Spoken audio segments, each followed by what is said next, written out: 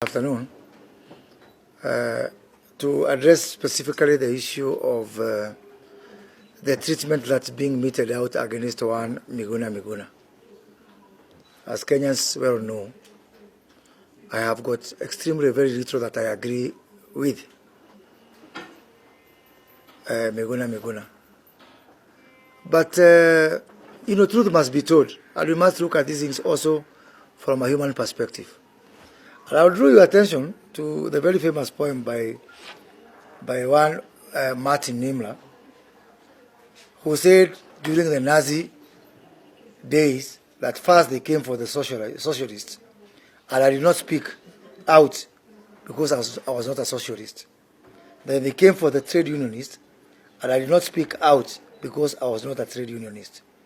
Then they came for the Jews, I did not speak out because I was not a Jew.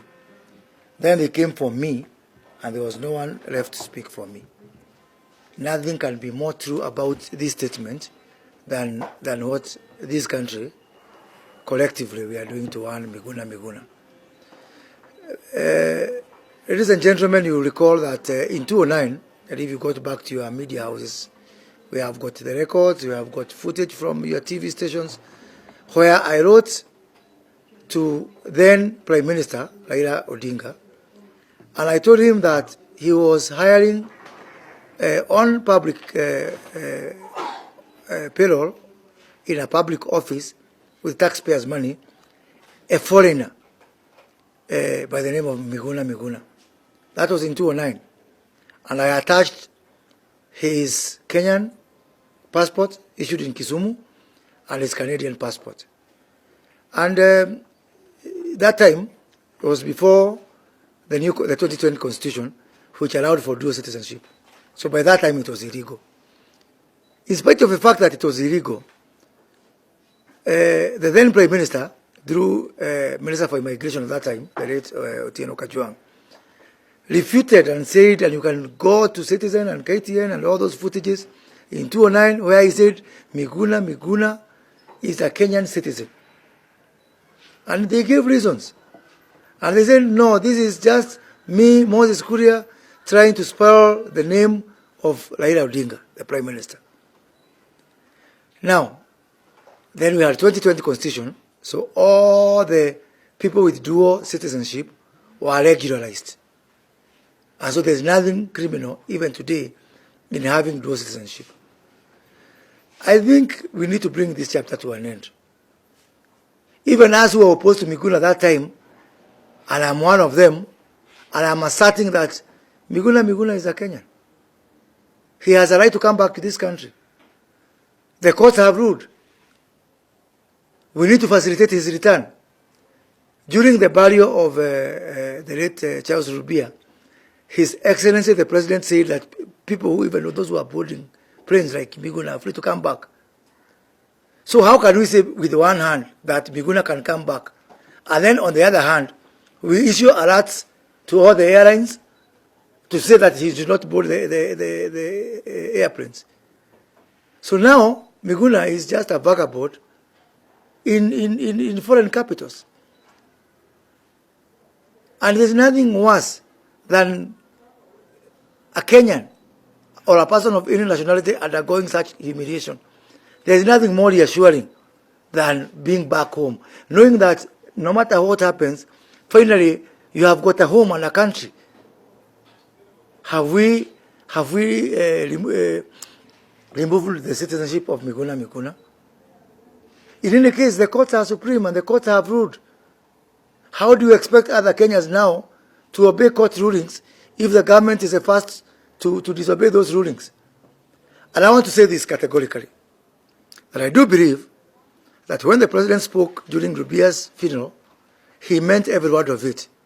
It has come to my attention that the person who is after Miguna's troubles is none other than Raila Odinga.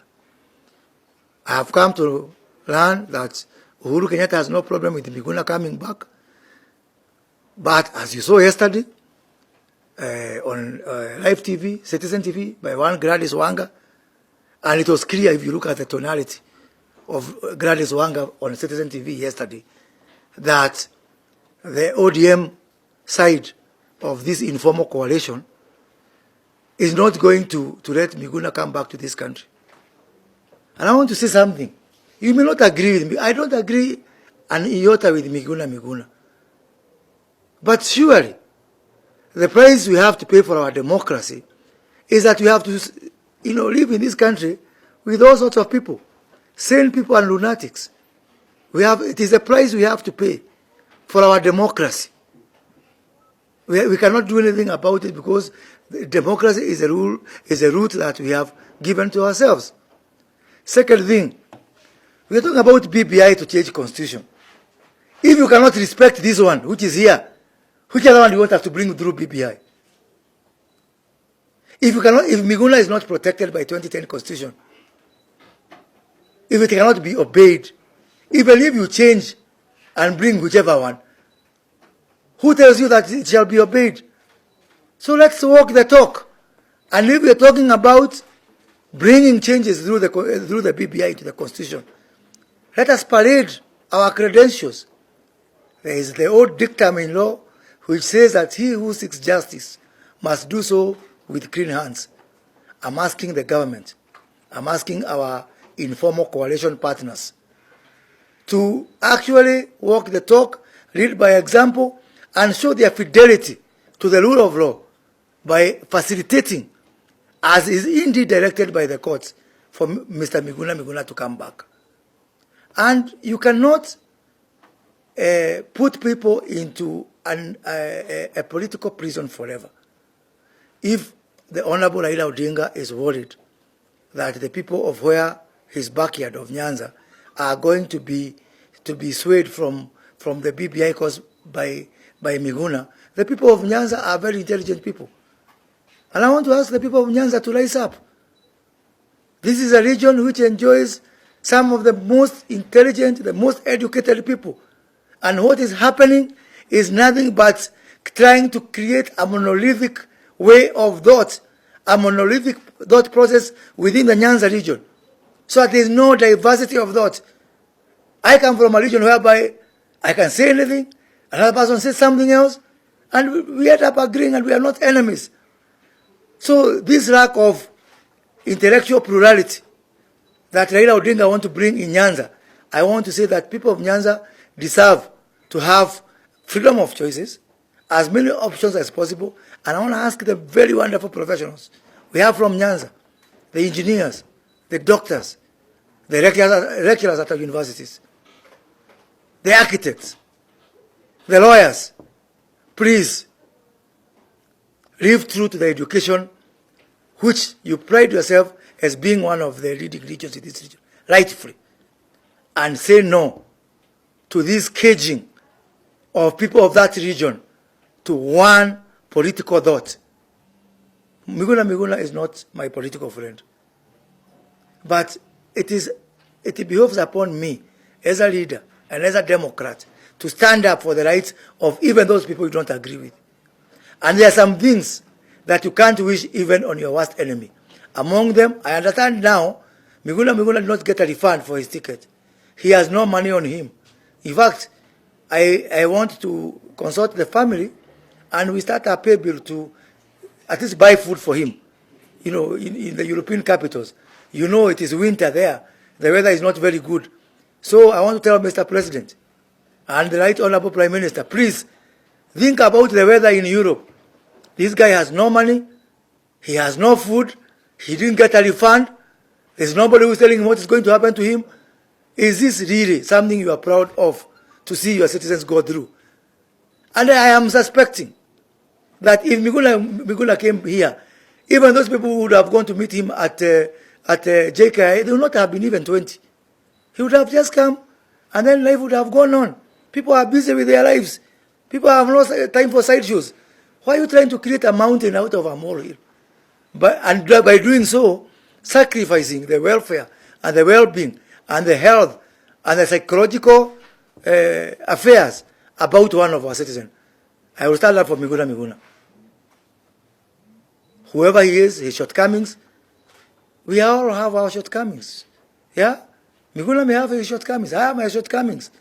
Everyone, including the president, including Raila Odinga, all of us have sinned and have fallen short of the glory of God. Miguna is no exception. And I want to say something, please. Mr. President, Mr. Prime Minister, this is our citizen. This is our son.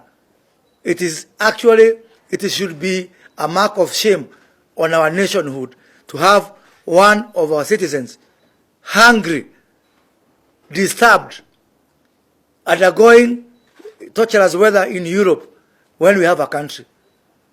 When we stood with the president and the deputy president during ICC, we were saying that everybody, these are things we can handle in our own country. Have we now gone against that spirit we had during the ICC, that we find it's okay for one of us to suffer in a foreign land? It's a shame on us as a government, as leaders, and it should be a prick on our conscience as a nation. Thank you.